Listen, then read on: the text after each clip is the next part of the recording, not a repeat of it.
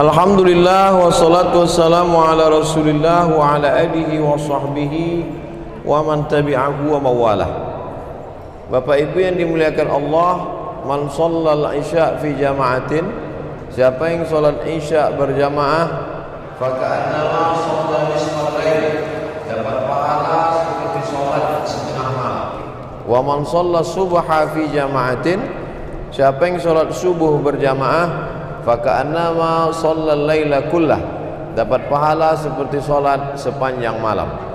Lau ya'lamuna ma fil atamati was subhi, kalaulah mereka tahu pahala salat isya berjamaah dan salat subuh berjamaah, la atauhu mahabwan, mereka akan datang walaupun merangkak, kata Nabi sallallahu alaihi wasallam. Mudah-mudahan kita istiqamah salat berjamaah. Baik, saya akan jawab beberapa pertanyaan. Pertanyaan pertama, Assalamualaikum Ustaz. Waalaikumsalam warahmatullahi wabarakatuh. Apa yang dilakukan di usia 40 tahun? Oke, entar terus. Tahun adalah usia kesempurnaan. Nabi Ibrahim, Nabi di antaranya Nabi Musa alaihissalam tersesat di lembah Tih selama 40 tahun. Lalu kemudian Nabi Muhammad SAW baru mendapat wahyu setelah bertahanus 3 kali, bersunyi-sunyi di Jabal Nur di Gua Hira. Umur 38 tak ada terjadi apa-apa, umur 39 pun tak terjadi apa-apa, umur 40 adalah angka kesempurnaan. Makanya dulu gelar profesor diberikan setelah orang berusia 40. Karena orang boleh jadi umur 30 cerdas, tapi emosinya belum stabil. Oleh sebab itu 40 Rabbi auzi'ni an ashkura ni'mataka allati an'amta 'alayya wa 'ala walidayya wa an a'mala salihan tardahu. Di antara kita lebih mensyukuri nikmat Allah. Sebelum 40 itu kita syukur, tapi setelah 40 lebih bersyukur lagi. Makanya kalau ada orang sudah 40 belum juga dapat jalan pulang, dikhawatirkan mati dalam keadaan su'ul khatimah. Jadi malam ini yang sudah 40 mulailah berpikir lebih serius lagi, apalagi Covid nih sebelum 40 pun banyak juga gol. Nah, oleh sebab itu apalagi 40, umur 40 usia manusia kesehatannya. Sebetulnya ketika kita lahir itu sel-sel kita udah mulai mati. Itu yang cerita ke saya dokter. Jadi ketika kita lahir, satu hari itu misalnya mati 10 sel misal, tapi yang menggantikannya 70. Ketika berumur kita makin lanjut, mati misalnya 20 sel, yang menggantikannya 50. Masih berimbang antara yang mati dengan yang menggantikan. Tapi setelah berumur 40 itu lebih banyak yang mati daripada yang menggantikan. Jadi kalau yang mati umur saya 43 sekarang, hari ini misalnya mati 40 sel, penggantinya cuma 20. Sampai pada puncaknya lebih banyak yang mati daripada yang tumbuh, akhirnya kita mati total. Nah, jadi umur 40 ini dia mulai menurun sampai akhirnya, kalau kata Nabi, ma baina sittin wa sab'in, umur umatku itu antara 60 sampai 70. Sedikit sekali yang melampaui itu. Kalau saya pribadi tidak berpikir umur saya 63, saya selalu berpikir mengingat teman sahabat kawan saya yang seumur saya meninggal. Teman akrab satu kelas, duduk satu bangku, sama-sama jalan, meninggal dia. Jadi saya anggap saya sebetulnya juga meninggal sama macam dia. Jadi kenapa disisakan Allah umur saya? Supaya saya beramal soleh. Saya anggap ini bonus. Hari ini saya masih hidup, berarti masih bonus, saya bisa beribadah, bisa bersilaturahim ke Batam, bisa berdakwah. Besok pagi masih hidup, berarti masih bisa bagi-bagi beras ke pulau-pulau, menemani sahabat-sahabat program pasukan amal soleh. Bahwa kemudian kita mati, berarti memang sudah berakhir. Jadi umur 40 perenungan mendalam, memikirkan. Al-kayyisu, orang yang cerdas, mandana nafsahu, mampu menekan hawa nafsunya, wa amila lima ba'dal maut, apa yang kita akan bawa mati menghadap Allah Subhanahu wa taala.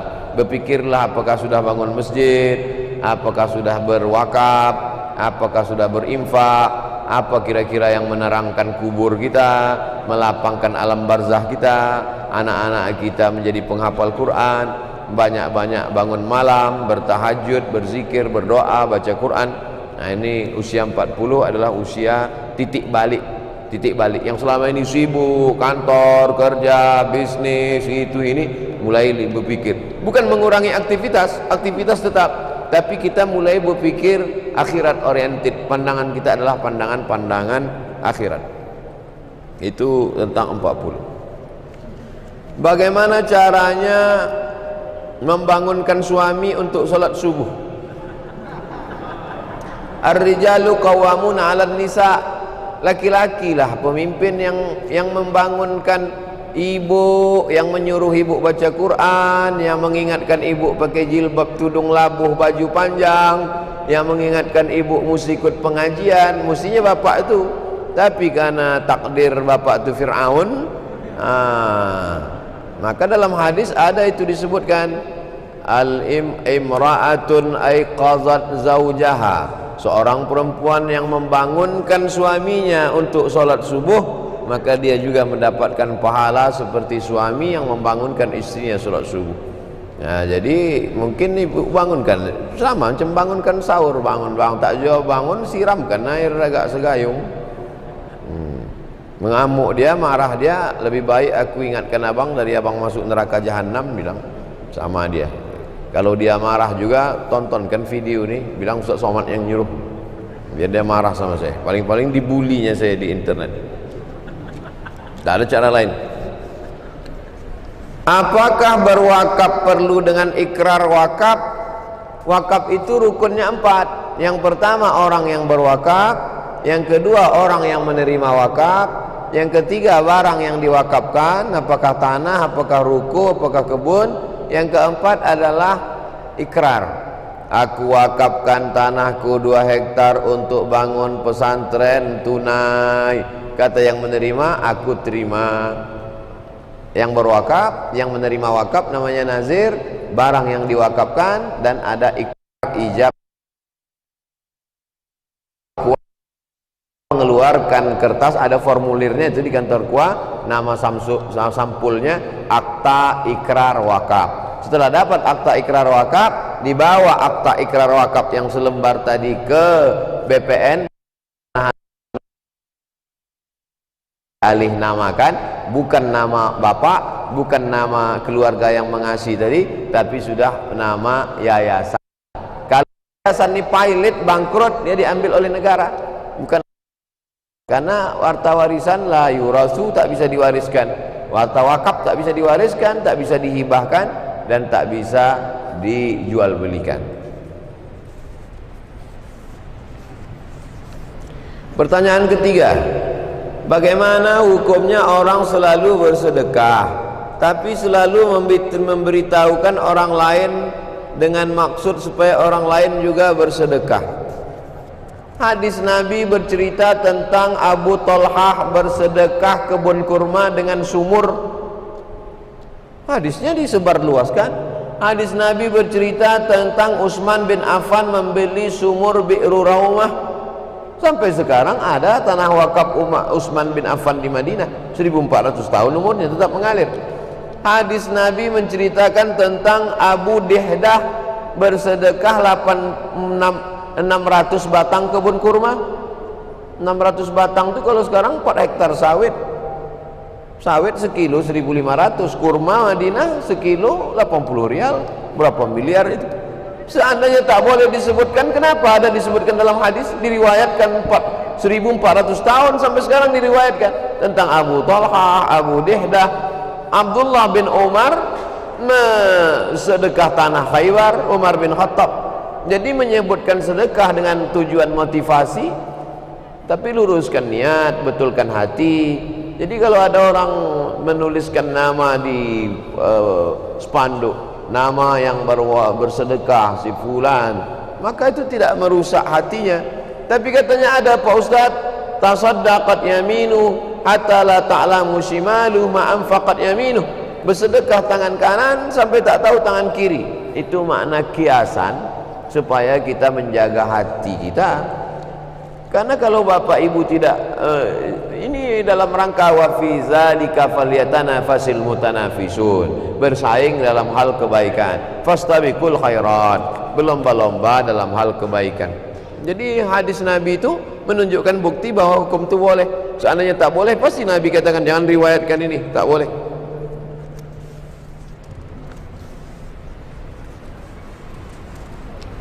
Pertanyaan kelima, bagaimana cara suami berhenti main game online?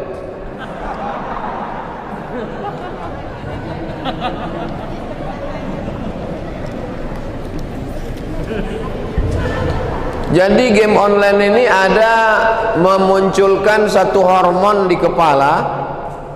Website porno, game online, sama narkoba itu sama, memunculkan satu hormon di otak, ketergantungan.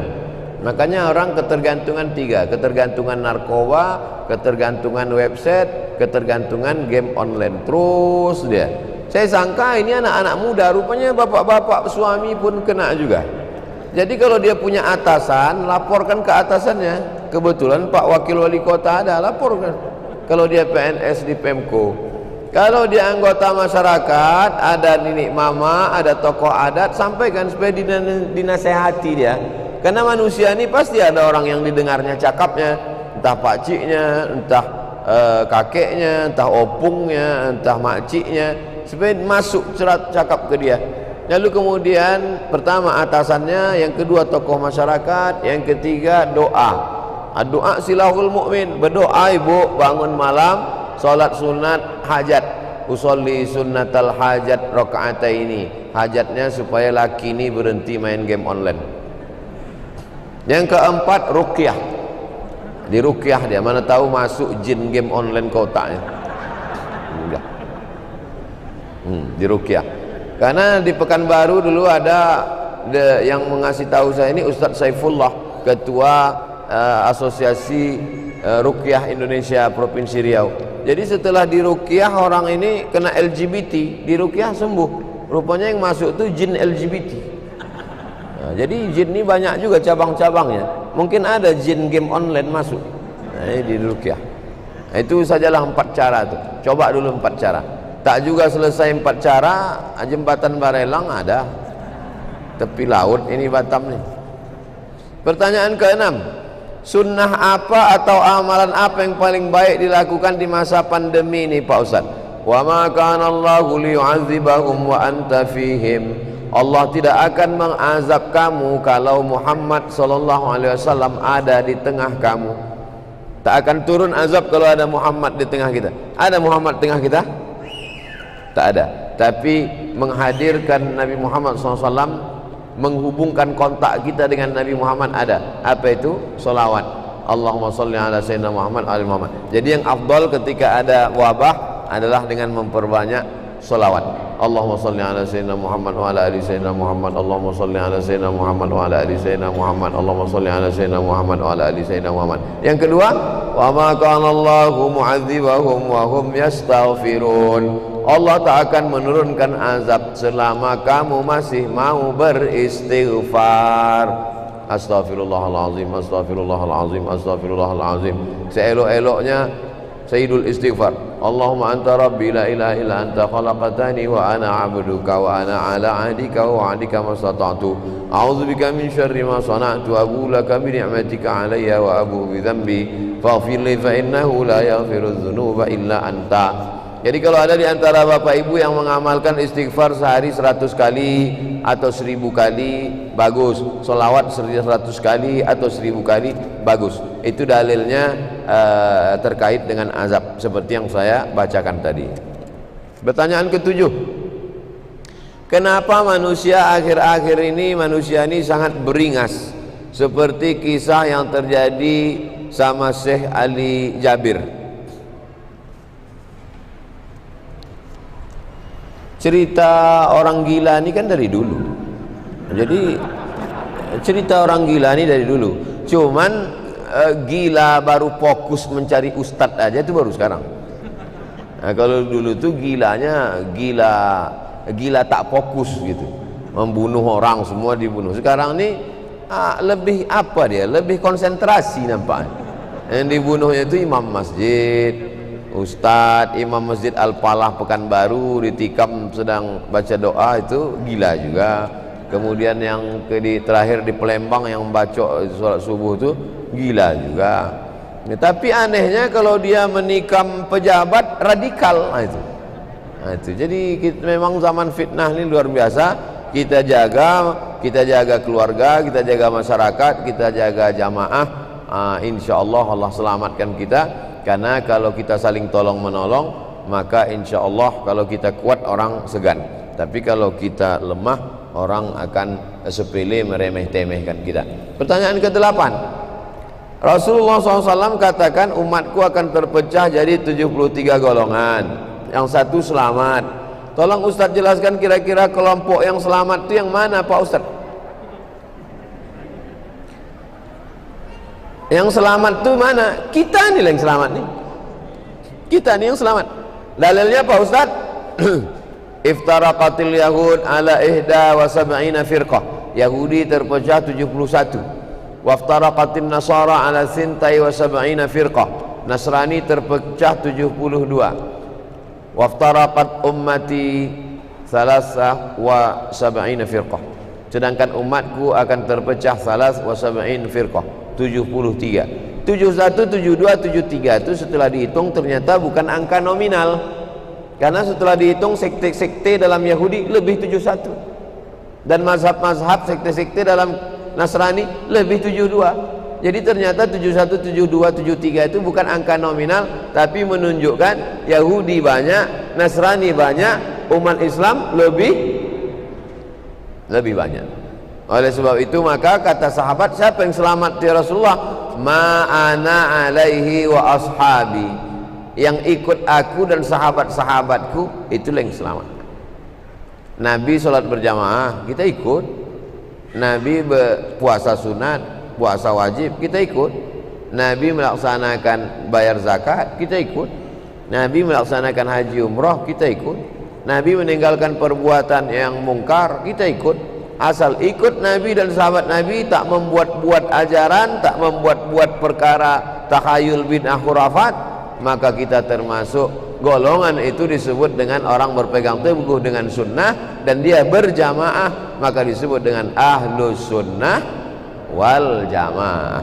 Jangan memisahkan diri dari sunnah, jangan jauhkan diri dari sunnah, dan jangan jauhkan diri dari jamaah. Salat berjamaah sunnah, pakai pakaian putih sunnah, wa ta'awanu 'alal birri wat taqwa, saling tolong menolong sunnah, mengikuti ulama sunnah.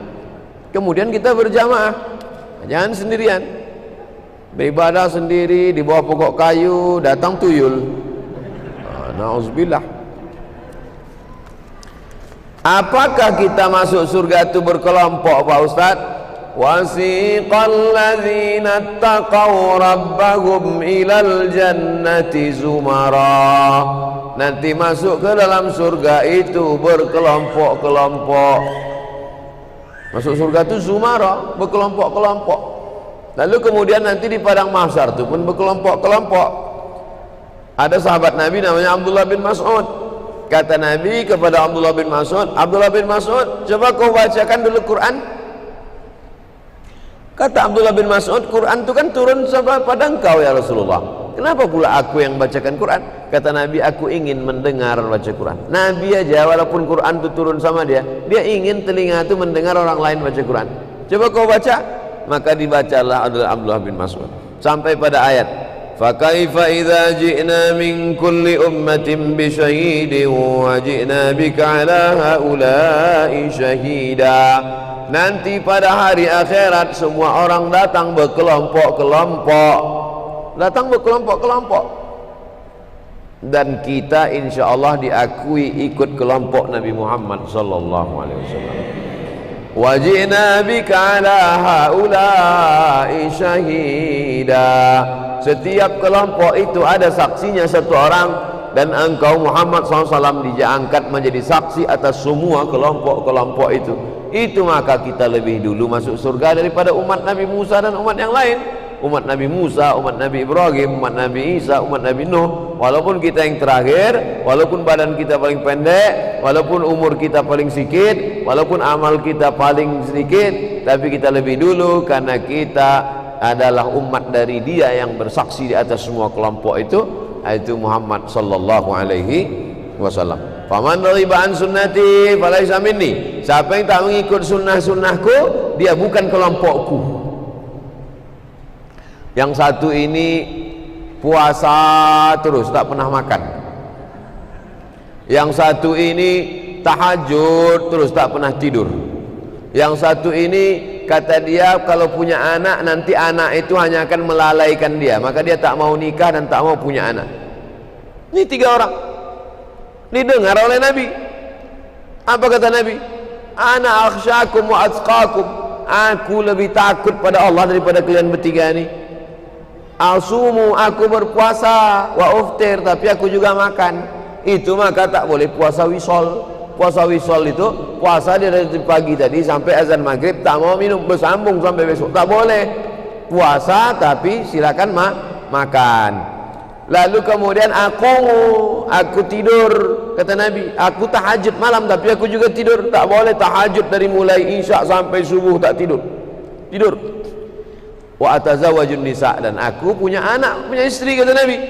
Faman raghiba an sunnati, siapa yang tak ikut sunnahku, falaysa minni, tak masuk dalam kelompokku. Maka kita insyaallah semuanya masuk dalam kelompok Nabi Muhammad SAW. Nah, kalau udah masuk kita dalam kelompok Nabi Muhammad itu karena ikut sunnah, siapakah yang paling dekat di antara kita ini dengan Nabi? Aqrabu majlisan, yang paling dekat dengan Nabi. Aksaruhum sholatan, orang yang paling banyak bersolawat. Makanya orang kita kalau jumpa orang, Allahumma sholli ala sayyidina Muhammad. Waktu mengayun anak, sallallahu ala Muhammad sallallahu alaihi wasallam. Sampai mencuci daging ayam, mencuci kambing dulu diajarkan sama orang tua. Nanti kau sekolah jauh, nanti mana tahu kau tinggal tadi mana, masak sendiri. Nanti dah mencuci ini kau siram pakai selawat. Baju ini dibilas, jangan baju tak dibilas bercampur dengan najis dalam. Waktu menyiram bilas itu selawat. Kenapa lah orang tua ini mengajarkan selawat? Karena kalau sudah masuk dalam kelompok Nabi Muhammad, yang paling dekat dengan dia adalah yang paling banyak berselawat. Oleh sebab itu banyak-banyak selawat. Allah, orang bercerita tak tentu arah. Orang kalau sudah bercerita ni semua dia bahas. Dari mulai Sekjen PBB sampai tutup pentil pesawat. Bisa pula semua dibahas apa lagi kita ikut itu. Bagus kita berselawat. Allahumma sholli ala sayyidina Muhammad wa ala ali sayyidina Muhammad. Allahumma sholli ala sayyidina Muhammad wa ala ali sayyidina Muhammad. Man shalla alayya salatan, siapa yang berselawat kepadaku 1 kali, sallallahu alaihi biha asyra, dibalas Allah 10 kebaikan. Wa hutan anhu asyara sayiat, ditutupi 10 kesalahan. Wa rufi'at lahu asyara darajat, dinaikkan 10 tingkatan. Allahumma sholli ala sayyidina Muhammad wa ala ali sayyidina Muhammad. Allahumma sholli ala sayyidina Muhammad. Tidak ada amal yang tidak pakai salawat. Majlis kalau tak ada salawat, majlis itu menjadi anta najifah, majlis bangkai busuk berbau. Maka semua berselawat. Ketua masjid berselawat, Pak Wakil Wali Kota berselawat, protokol berselawat. Salat kalau tak ada salawat batal salat. At-tahiyatul mubarakatuh salawatut thayyibatullillah. Assalamu alayka ayyuhan nabiyyu wa rahmatullahi wa barakatuh. Wassalamu alayna wa ala ibadillahi shalihin. Asyhadu an la ilaha illallah, asyhadu anna Muhammadar Rasulullah. Berbunyi handphone. Ting ting. Assalamualaikum warahmatullahi. Batal salat. Doa subuh. Allahumma hdina fi man hadait, wa afina fi man afait, wa tawallana fi man tawallait, wa barik lana fi ma atait, wa qina bi rahmatika syarra ma qadait, fa innaka taqdi wa la yuqda alayk, wa innahu la yadhillu man walait wa la yu'izzu man adait. Tabarakta rabbana wa ta'alait, falakal hamdu ala ma qadait, nastaghfiruka wa natubu ilaik. Tetap ditutup dengan selawat. Wa sallallahu ala sayyidina Muhammadin nabiyil ummi wa ala alihi wa sahbihi wa baraka wa sallam. Imam kita waktu isya tadi salawat dulu. Allahumma salli ala sayyidina Muhammadin fil awwalin wal akhirin. Saya selalu selesai salat doa salawat. Allahumma salli ala sayyidina Muhammadin salatan. Ya Allah, salawat untuk Nabi Muhammad sallallahu alaihi wasallam, salatan tunjina biha min jamil ahwali wal afat. Dengan salawat itu selamatlah kami dari segala malapetaka, bencana dan musibah. Wa taqdi lana biha jami'al hajat. Dengan salawat itu tunaikanlah segala hajat kami, hajat dunia, hajat akhirat, hajat anak cucu kami. Wa tutahhiruna biha min jami'is sayyi'at. Dengan salawat itu sucikan kami dari segala silap, salah dan dosa. Wa tuballighuna biha aqsal ghayat. Dengan salawat itu tunaikanlah segala niat kami, aqsal ghayat, cita-cita tertinggi kami. Wa tarfa'una biha indaka 'alad darajat. Dengan salawat itu angkatlah kami a'lad darajat, derajat yang paling tinggi. Wa tuballighuna biha aqsal ghayat min jami'il khairat. Sampaikan segala khairat kebaikan fil hayati, ketika hidup, wa ba'dal mamat, maupun sesudah mati. Mamat itu artinya mati, makanya panggil mamat. Siapa nama ayah kau? Mamat, mati. Inna salati wa mamati wa salat wa mahyaya wa mamati. Yang selama ini panggil mamat robah jadi mahya. Mahya, hidup dia balik, hidup dia balik. Min jamil khairati fil hayati wa ba'dal mamat, innaka sami'un qaribun mujibud da'wat wa ya qadiyal hajat. Dengan selawat. Banyak orang salah sangka, disangkanya berselawat itu mendoakan Nabi Muhammad. Mana pula kita mendoakan Nabi Muhammad? Inilah orang yang bodoh bin bahlul bin bongak bin tolol. Salawat itu bukan mendoakan Nabi Muhammad. Nabi tak perlu doa engkau. Kita bersalawat itu bukan untuk Nabi, tapi untuk kita. 10 kebaikan, 10 dosa dihapuskan, 10 darajat dinaikkan, dekat dengan Nabi Muhammad SAW. Maka banyak-banyak bersolawat. Itulah kaji kita pada malam hari ini. Maka kita doa, Allahumma salli ala sayyidina Muhammadin salatan tunjina biha min jamil ahwali wal afat, wa taqdi lana biha jami'al hajat, wa tutahhiruna biha min jami'is sayyi'at, wa tarfa'una biha